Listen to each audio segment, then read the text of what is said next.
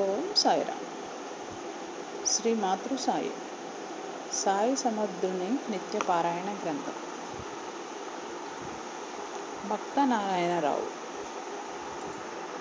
నారాయణరావు అనే భక్తుడు బాబా సమాధి చెందిన సంవత్సరం తరువాత జబ్బుపడి దానివల్ల చాలా బాధపడుతున్నాడు. మామూలు మందులతో అతని జబ్బు తగ్గకపోవడంతో అతను రాత్రింబవళ్ళు బాబాను ధ్యానిస్తూ ఉన్నాడు.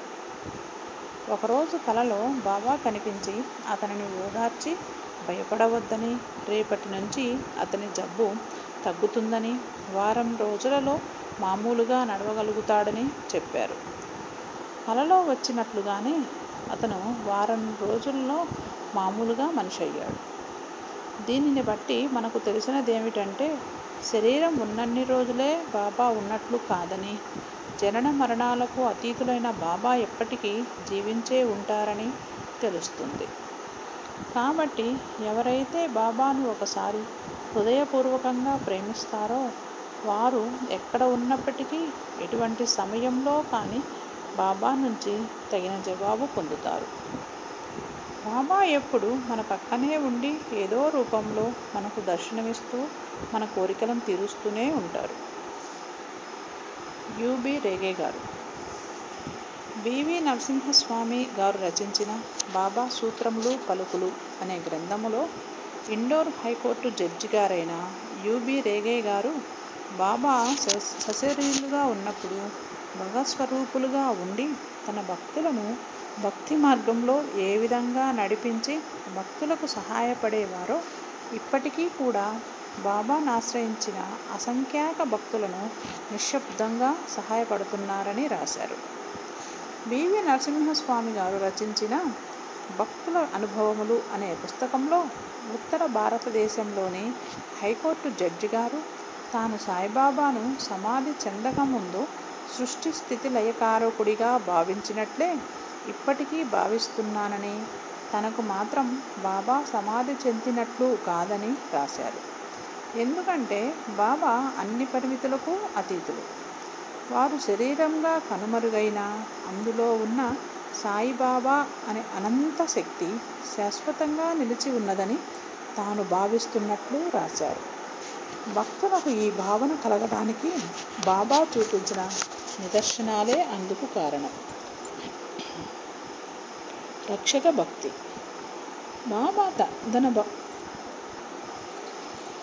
బాబా తన భక్తులను సవ్యమైన మార్గంలో నడిపించటానికి ఎన్ని జాగ్రత్తలు తీసుకోవాలో అన్నీ తీసుకునేవారు.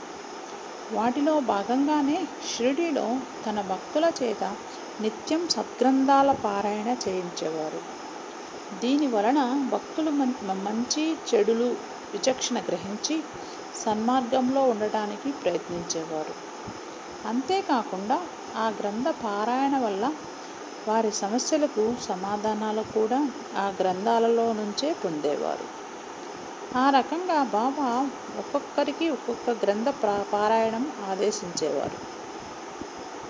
కాకాసాహెబ్ దీక్షిత్కు ఏకనాథుడు రచించిన భాగవతము, భావార్థ రామాయణాలు ప్రతిరోజు చదవమని చెప్పారు. బాబా సమాధి తర్వాత కూడా కాకాసాహెబ్ ఈ పద్ధతిని పాటించేవాడు. ఆ విధంగా ఒకసారి బొంబాయి చౌపాటీలో ఉన్న కాకా మహాజని ఇంట్లో కాకాసాహెబ్ ఏకనాథ భాగవతంలో నవనాథుల భక్తిని వర్ణించే భాగం చదువుతుంటే కాకా మహాజని, శ్యామ, అక్కడున్న ఇతర భక్తులు శ్రద్ధతో వినసాగారు. అతడు పారాయణ చేసిన దాన్ని సారాంశం ఏమిటంటే, భక్తిని సాధన చేసి దాని ద్వారా భగవంతుణ్ణి ఎలా పొందవచ్చో నవనాథులు అందులో వివరిస్తారు. పారాయణ పూర్తవ్వగానే కాకాసాహెబ్ ఎంతో నిరుత్సాహంతో నవనాథులు వర్ణించిన భక్తిని పొందడం సాధ్యం కాదని, కాబట్టి ఇక మనం మోక్షం సంపాదించే మార్గం లేదని శ్యామ దగ్గర బాధపడ్డాడు.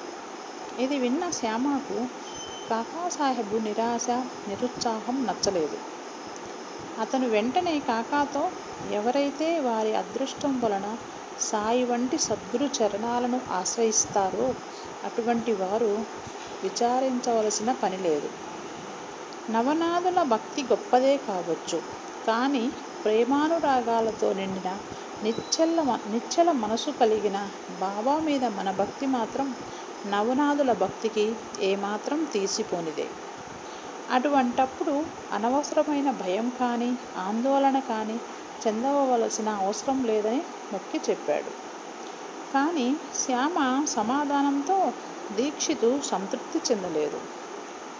నవనాథుల వంటి భక్తిని పొందడమెలా అనే అతను ఆందోళనతో చిరాకు పడసాగాడు. బాబా సమాధి చెందినప్పటికీ వారి శక్తి అలాగే ఉంటుందని తెలుసుకున్నాం. అటువంటి అప్పుడు కాకాసాహెబ్ అనుమానం బాబా తీర్చాలి కదా. అదెలా తీర్చి కాకాను సంతోషపరిచారో ఇప్పుడు తెలుసుకుందాం.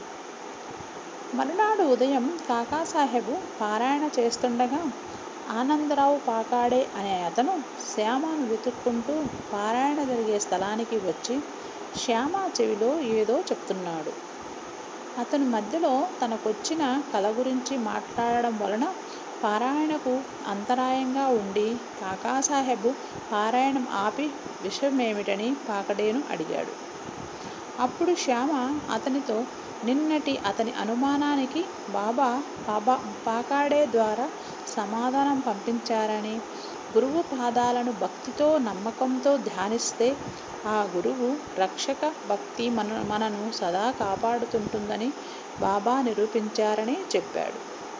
ఇది వినగానే కాకాసాహెబు మొదలైన వాళ్ళందరూ బాబా ఆనందరావుకు చూపించిన స్వప్న నిదర్శనాన్ని వినడానికి ఎంతో కుతూహలపడ్డారు. అప్పుడు ఆనందరావు తన కలను ఈ విధంగా చెప్పడం మొదలుపెట్టాడు. ఆనందరావు పాకాడే కలలో సముద్రంలో నడుము లోతు వరకు దిగి నిలబడ్డాడు. హఠాత్తుగా అక్కడ రత్నాలతో నిండిన ఒక చక్కని సింహాసనం మీద బాబా కూర్చుని ఉన్నారు. వారి పాదాలు నీటిలో మునిగి ఉన్నాయి. ఊహించకుండా బాబా దర్శనం దొరికినందుకు ఆనందరావుకు ఎంతో సంతోషం అనిపించింది. అది కలలా కాకుండా నిజంలా ఉంది. శ్యామ కూడా అక్కడే ఉన్నాడు.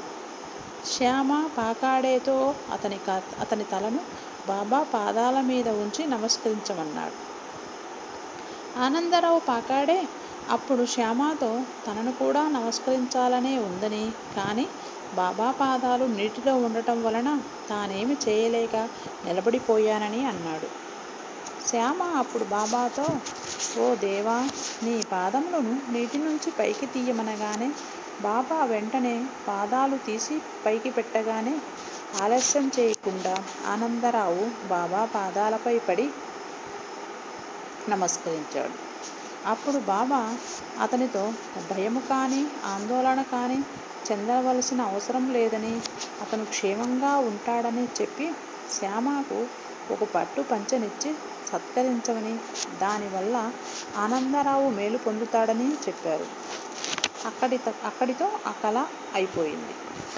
బాబా ఆజ్ఞ ప్రకారము ఆనందరావు శ్యామకు పట్టుపంచె తీసుకుని వచ్చి దానిని శ్యామను స్వీకరించాలని పట్టుబట్టాడు.